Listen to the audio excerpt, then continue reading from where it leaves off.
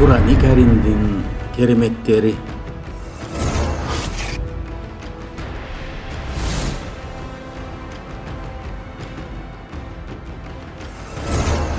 Alamdın kengeyүүsü.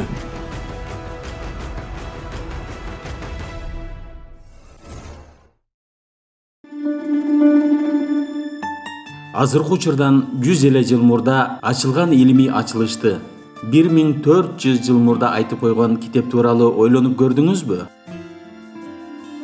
Жакынкы эле күндөрдө илимдүүлөр биле алган илимий ачылышты 14 кылым мурда эскертип койгон киши жөнүндө бир аз болсо да ойлонуп көрүңүзчү.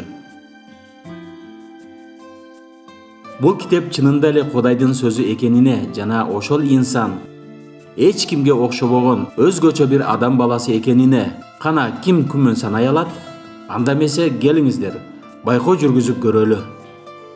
Кереметтүү Куран мындан 14 кылым мурда ааламдын барган сайын кеңейип бараткандыгын эскертет. 51 Зарiyat сүрөсүнүн 47 аятында төмөнкүчө айтылат. Биз асманды өзүбүз кубатыбыз менен көтөрдүк, жана биз аны кеңейтүүчүбүз. Аяттагы сүйлөмдө колдонулган арабча айтылышы «Иннал мусиуна» деген сөздүн мааниси «биз кеңейтебиз» деген түшүнүктү берет.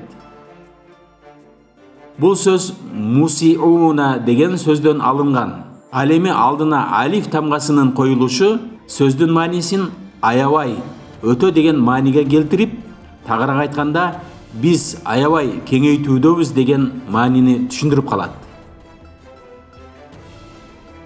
Аламдын барган сайын кеңейип бараткандыгын эскерткен Курандын аятында айтылган сөзгө байкоо жүргүзүү менен илимде эмнелерди айтат байкап көрөлү.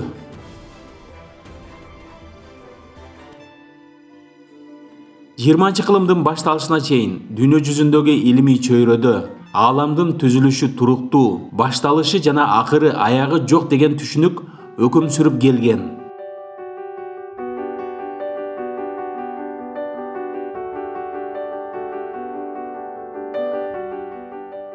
20 кылымга чейин бир дагы окумушту ааламдын кеңейүүсү туурасында айтмак турсун элестете да алышкан эмес.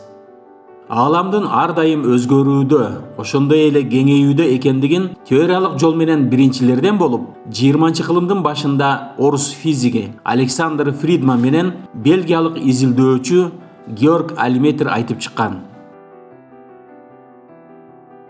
Жогоркудай жыйынтыктоолор 1929 жылы AQSh'нын Калифорния штатындагы Маунт Уилсон обсерваториясында асман телолоруна байкоо жүргүзүү методу менен дагы бир жолу кубатталды. Америкалык окумуштуу астроном Эдвин Хаббл чоң телескоп менен асмандагы жылдыздарга жана галактикаларга байкоо жүргүзүп, таң калыштуу кубулушка туш болду. Жылдыздар жана галактикалар бизден эле эмес, алар бири-биринен да токтоосуз алыстаганын байкаган. Акыркы эле жылдардагы изилдөөлөр да ааламдын барган сайын кеңейип бараткандыгын тастыктады. Демек, ааламдагы бардык асман телолору бири-бири менен алыстап бараткан болсо, анда аалам барган сайын кеңейип баратыптыр деген түшүнүк берет. Мындай кубулушту төмөнкүчө мисалдан жакшыраак түшүнсөк болот. Эгерде бир шарга бир канча чекиттерди белгилеп, анан аны желдей турган болсок, шар чоңойгон сайын чекиттер бири-биринен алыстай баштайт. Ааламдагы жылдыздарда да ушундай эле көрүнүш байкалган.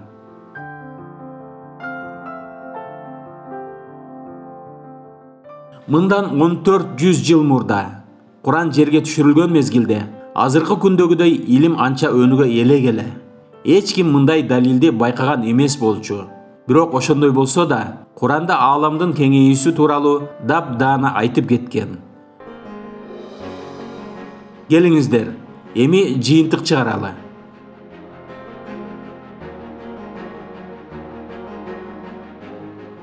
Биринчиден, мындай илимий акыйкатты эң алгач билген киши өз эле билип алдыбы? Экинчиден, же бул ааламды жаратып жана өзү кеңейткен Аллах Тааланын өзүнөн келген кабарбы? мындай кабар жазылган китеп бул Аллах Тааланын китеби. Анын элчиси болгон пайгамбарыбыз ушул кабарды бизге жеткирди. Башка күмөн болушу мүмкүн эмес. Анткени мындан 14 кылым илгери алысты көрө турган мүмкүнчүлүк берген телескоп тургай, анын аталышы да билген эмес доордо мындай илимий улуу акыйкатты билүүгө мүмкүн эмес болчу. Ошондуктан тарыхта өткөн канчалаган гений окумуштуулар ааламдын барган сайын кеңейип бараткан моделин акылга сыя турган кылып түшүндүрүп бере алган эмес. Демек, илим техника азыркы күндөгүдөй өнүгө элек мезгилде 14 кылым мурда эч кандай окуу, жазуу дегенди билбеген кишинин өзүнүн маалыматы болушу мүмкүн эмес. Ошондой эле мындай маанилүү илимий маалыматты өзүнө камтыган китеп да ал кишиге таандык болбой калат.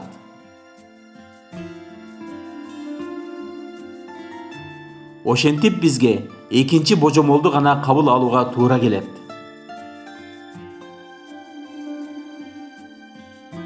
Бул ааламды Аллах Таала жаратып, өзү кеңейтип туруу менен мындай улуу кабарды өзүнүн китеби аркылуу пайгамбарыбыз Мухаммад саллаллаху алейхи вассаламга жеткирген. Ал пайгамбарыбыз өз кезинде бул кабарды бүткүл адамзатка жеткирди.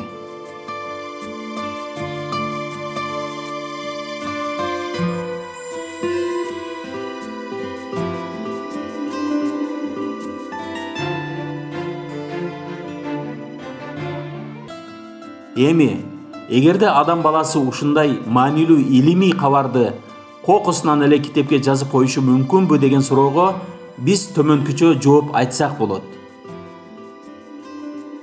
Баарыбызга белгилүү адамдар жазып чыгарган миллиондогон китептерде, керек болсо астрономияга тиешелүү болгон канчалаган илимдүүлөрдүн эмгектеринде да ааламдын кеңейүүсү тууралуу бир да кабар кезиктирбейбиз.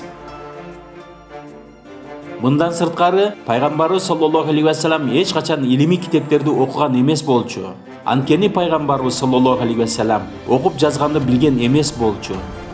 Демек, 20-кылымда гана белгилүү болгон ааламдын кеңейүүдө экендигин айткан илимий маалыматтын мындан 14 кылым мурда жазылган кереметтүү Куранда бар болушу, бул ыйык китеп чынында эле ааламды жоктон бар кылып жараткан жаратуучу Аллах Тааланын сөзү экенин ачыктан-ачык далилдейт.